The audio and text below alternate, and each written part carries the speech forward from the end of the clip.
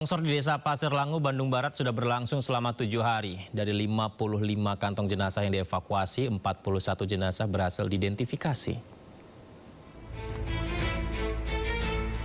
Pemirsa, memasuki hari ke-7 pencarian korban longsor di Desa Pasir Langu, Kabupaten Bandung Barat, 14 personel ditambahkan untuk mempercepat proses evakuasi. 55 kantong jenazah berhasil dievakuasi dan 41 diantaranya sudah berhasil diidentifikasi. 17 eskavator diturunkan untuk membantu proses pencarian korban. Di mana pencarian korban diharapkan dapat berjalan lebih maksimal karena sebelumnya sempat dihentikan akibat terkendala cuaca.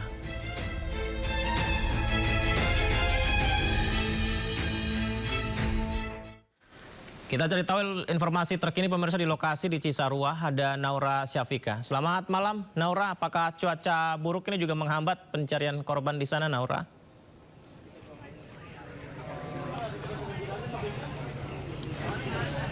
Ya, malam Yudi dan pemirsa, di hari ke-7 pencarian korban bencana longsor Desa Pasir Langu, Kabupaten Bandung Barat ini membuahkan hasil dikarenakan adanya bantuan 17 eskavator. Di mana pada hari ini tertambah 5 kantong jenazah yang sudah berhasil dievakuasi, dan untuk total jika hari pertama di hari ke-7 ini total ada 60 kantong jenazah yang sudah berhasil dievakuasi dan 44 diantaranya sudah berhasil diidentifikasi dan juga diserahkan kepada keluarga. Dan memang untuk dari operasi SAR ini tadi disampaikan akan terus dilanjutkan dan juga dimaksimalkan mengikuti dari tanggap darurat bencana 14 hari. Namun pasti diharapkan sebelum tanggal sebelum 14 hari ini sudah ditemukan untuk seluruh jiwa yang hilang. Dan juga terkait dengan bantuan yang sudah diberikan dari tim SAR gabungan ini berkaitan dengan personil, yaitu tadi ada 3.000 personil yang sudah turun dan juga mencari langsung untuk korban ataupun jenazah yang masih tertimbun di dalam tanah.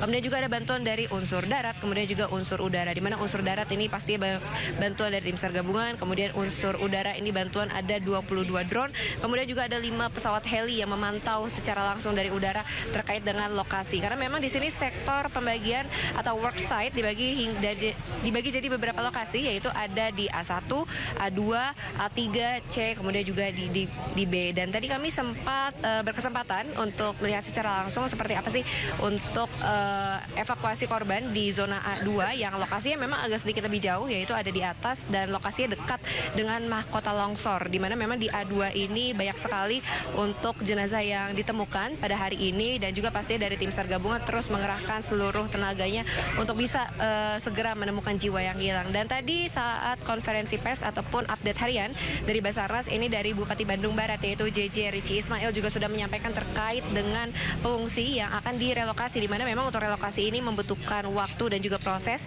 dibantu dengan adanya badan geologi untuk memetakan sekiranya lahan mana yang aman untuk ditinggali. Dan berkaitan dengan pengungsi yang disebutkan dari zonasi, ini juga udah diberitahukan dan juga disarankan kepada seluruh pengungsi yang berada di zona kuning dan juga zona hijau untuk bisa kembali ke rumahnya masing-masing. Namun bagi mereka yang masih berada di zona merah ini disarankan untuk tetap berada di pengungsian hingga waktu yang belum bisa ditentukan, karena mengingat memang kondisi saat ini masih faktor cuaca buruk dan juga masih sangat berbahaya kalau misalnya untuk pengungsi yang di zona merah kembali ke rumahnya masing-masing. Sementara itu Yudi. Ya, saya tadi juga sempat melihat di Instagram Naura ya. Ini bagaimana dapur umum di Kementerian Sosial juga terus memberikan bantuan makanan ya kepada pengungsi di sana. Semoga bisa segera lancar evakuasi dan korban yang selamat bisa segera mendapat bantuan. Terima kasih banyak ya Naura ya sudah berbagi. Selamat bertugas kembali Naura, jaga kesehatan. Selamat malam.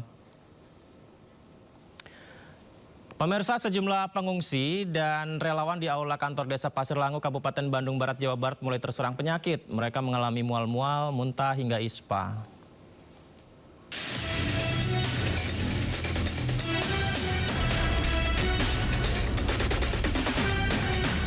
Seperti inilah kondisi pengungsian korban longsor yang dipusatkan di gedung Aula Kantor Desa Pasir Langu, Kecamatan Cisarua, Kabupaten Bandung Barat, Jawa Barat pada Jumat pagi. Sejumlah pengungsi mulai terserang penyakit seperti mual-mual hingga muntah, demam, dan flu setelah beberapa hari menginap di pengungsian. Namun kondisi mereka kini sudah membaik setelah mendapat penanganan medis. Ya, anak saya itu mual-mual, mungkin masuk angin, nggak tahu gimana. Iya. Ya, masuk angin. Muntah, soalnya muntah gitu. Berapa tahun? 6 tahun. Tapi udah langsung ditangani sama dokter, ada di sini ada dokter. Selain pengungsi, sejumlah relawan juga memeriksakan kondisi kesehatan mereka ke posko kesehatan di pengungsian. Para relawan mulai terserang penyakit akibat kelelahan serta faktor cuaca.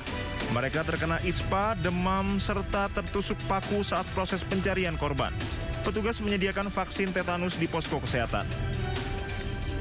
Dari mungkin cuaca. lebih banyaknya. Kalau dari tempat evakuasi itu karena kan semua ada di situ, kemungkinan penularan penyakit itu lebih cepat ya.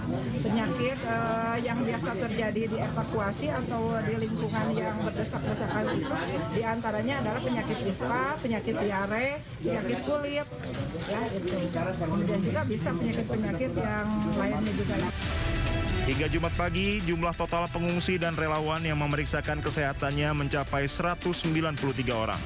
Dari Kabupaten Bandung Barat, Jawa Barat, Yuwono Wahyu Ainus melaporkan. Berikutnya kita ke Aceh, pemirsa. Jadi di Aceh ada fenomena lubang raksasa sangat besar sekali di Kabupaten Aceh Tengah. Dan ini terus melebar dan mengancam Menara Sutet yang berjarak beberapa puluh meter dari bibir lubang. Kondisi ini berpotensi mengganggu penyaluran listrik antar wilayah di sana.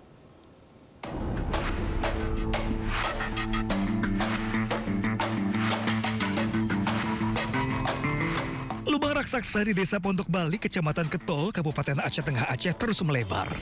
Kondisi ini membuat akses jalan yang menghubungkan Kabupaten Bandar Meriah putus total. Lubang raksasa dilaporkan semakin membesar sejak Selasa kemarin. Badan jalan di lokasi habis tergerus disertai longsoran tanah dengan kedalaman hampir 200 meter. Tak hanya infrastruktur jalan, perkebunan cabai milik warga di sekitar lokasi juga ikut terdampak. Sejumlah lahan pertanian ambles dan rusak akibat pergerakan tanah yang terus terjadi, terutama saat hujan ringan hingga sedang. Yang paling mengkhawatirkan, Menara Sutet yang berjarak sekitar 20 meter dari bibir lubang kini berada dalam ancaman. Jika longsoran meluas, kondisi ini berpotensi membuat Menara Sutet terperosok dan merusak jaringan transmisi listrik ke sejumlah wilayah. Petugas PLN pun mendirikan posko dan bersiaga untuk memantau perkembangan pergerakan tanah serta kondisi Menara Sutet. PLN juga berencana memasang tiang listrik di lokasi alternatif guna mengantisipasi meluasnya lubang raksasa yang mengancam keberadaan tiang listrik dan Menara Sutet di kawasan tersebut. PLN sudah mengupayakan tiang emergensi ya, terutama tiang-tiang yang nanti kita akan dirikan di sudut sana. Mudah-mudahan banyak kita sudah jumpa titik koordinat di sana.